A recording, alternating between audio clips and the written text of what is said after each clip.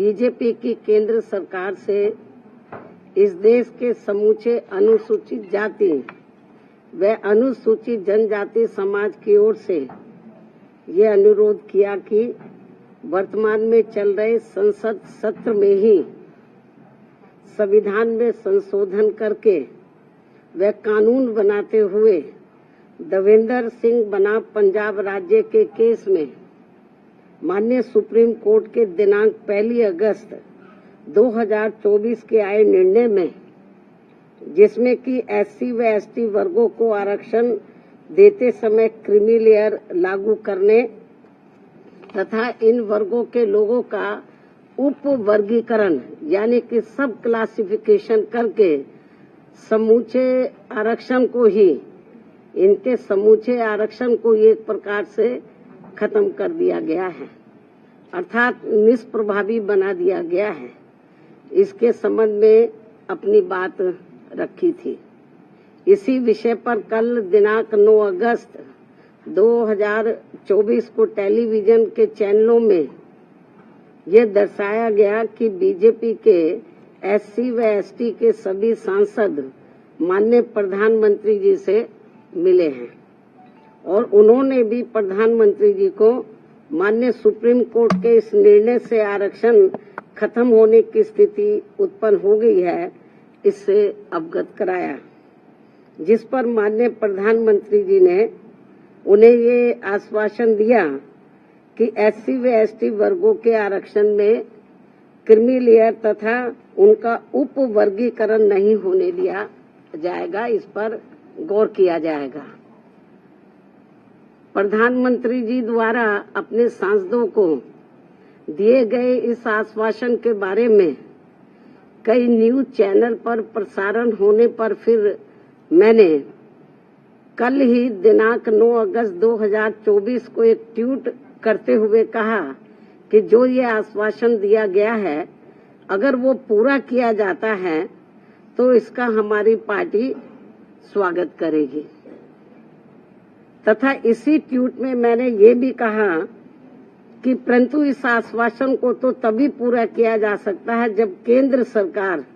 वर्तमान में चल रहे संसद सत्र में ही एक संविधान संशोधन विधेयक लाकर माननीय सुप्रीम कोर्ट के इस निर्णय को निष्प्रभावी बनाते हुए ये प्रावधान लाती है कि एससी एवं एसटी वर्गों के आरक्षण के लिए इन जातियों को कभी भी उप वर्गीकृत नहीं किया जा सकेगा तथा इन पर क्रीमी लेयर भी लागू नहीं होने दिया जाएगा। और साथ ही मैंने ये भी कहा कि आज इस मामले में विषम स्थिति उत्पन्न ही न होती अगर केंद्र सरकार ने अपने अटॉर्नी जनरल के माध्यम से माननीय सुप्रीम कोर्ट के समक्ष एससी व एसटी समाज के उप वर्गीकरण एवं क्रीमी लेयर के पक्ष में जोरदारी से अपने कथन न रखे होते। यदि उन्होंने ठीक ढंग से पैरवी की होती तो शायद ये ऐसी नौबत नहीं आती। और अब इसी सत्र में संविधान संशोधन न लाकर अचानक वर्तमान सत्र को ही तय की गई निश्चित तारीख के पूर्व ही कल दिनांक 9 अगस्त 2024 की शाम को अनिश्चित काल के लिए संसद जो है वो स्थगित कर दिया गया, जिससे कि माननीय सुप्रीम कोर्ट द्वारा दिया गया ये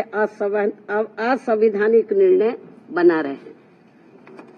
और बीजेपी की केंद्र की सरकार की मंशा, जिसकी वकालत उन्होंने सुप्रीम कोर्ट में की थी, वह बनी रहे, जिसके तहत इस देश के समूचे एससी व एसटी वर्गों के लोगों को क्रीमी लेयर के बहाने तथा उनके बीच में उप वर्गीकरण करके उन्हें आरक्षण से ही हमेशा के लिए वंचित कर दिया जाए और इस प्रकार से फिर बिना संविधान बदले ही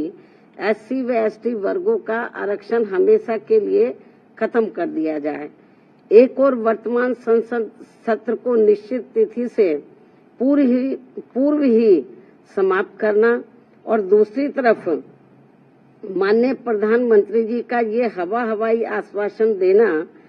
कि माननीय सुप्रीम कोर्ट के इस निर्णय को नहीं लागू किया जाएगा और फिर इस मामले में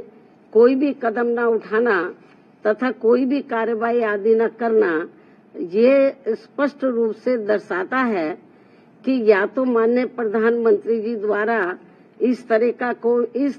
तरह का कोई आश्वासन अपने SC ST वर्गों के सांसदों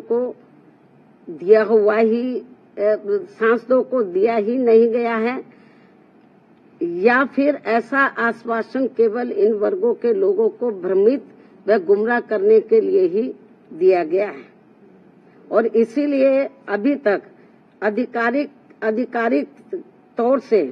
माननीय प्रधानमंत्री जी द्वारा प्रेस के माध्यम से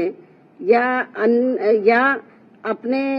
कुछ सरकारी ट्वीट के माध्यम से इस आश्वासन की कोई पुष्टि नहीं की गई है। केवल आश्वासन दिया जब वो MP लोग मिले हैं, लेकिन अलग से कोई सरकारी तौर पर उन्होंने ना कोई प्रेस के द्वारा इस संबंध में बताया, ना कोई उन्होंने अपना कोई ट्वीट जारी किया सरकारी तौर पे जैसे वो करते रहते हैं। इन सब कारणों से आज इस देश में SC व ST वर्गों के रह रहे लगभग 40 करोड़ से ज्यादा लोग पूर्व में कांग्रेस की रही सरकार की तरह ही वर्तमान BJP की केंद्र की सरकार के द्वारा भी अपने आप को काफी ठगा सा महसूस कर रहे हैं, जिनको कि यहाँ वर्षों से छुआछूत एवं अनेकों अन्य शोषण व उत्पीड़न आदि सहने पड़े हैं और जो आज भी सहने पड़ रहे हैं, जिसकी वजह से ये लोग आज भी सामाजिक एवं आर्थिक तौर से पिछड़े हुए हैं, जिन्हें ये आरक्षण दिलाने का कार्य परम पूज्य बाबा साहब डॉक्टर भीमराव अम्बेडकर द्वारा कांग्रेस पार्टी के भी विरोध के बावजूद अपने अथक प्रयासों से दिलाया गया है, जबकि केंद्र की सरकारों ने इस आरक्षण को खत्म करने के लिए समय समय पर लगातार अनेकों प्रयत्न किए हैं।